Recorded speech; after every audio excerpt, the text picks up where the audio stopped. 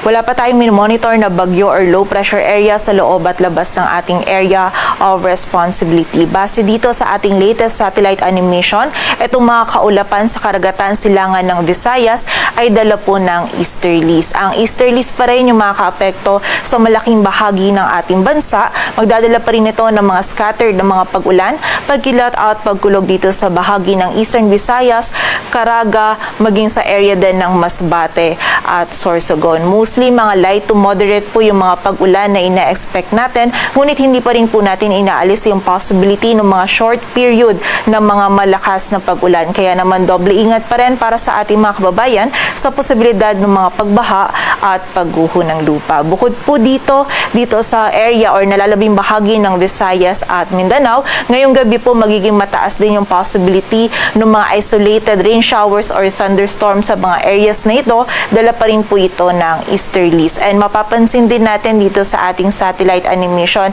na may mga tumutubo din na kaulapan, mostly sa ilang areas po ng Luzon. So meron din tayong mga possibility ng mga isolated rain showers or thunderstorms dito sa Cordillera Administrative Region, maging sa ilang areas pa ng Central Luzon. Mostly ito po ay mga passing light to moderate na mga pag-ulan lamang po. Kaya kapag tayo ay lalabas, huwag pa rin po natin kalilimutan yung mga pananggalang po natin dito sa mga biglaang pag-ulan na ito.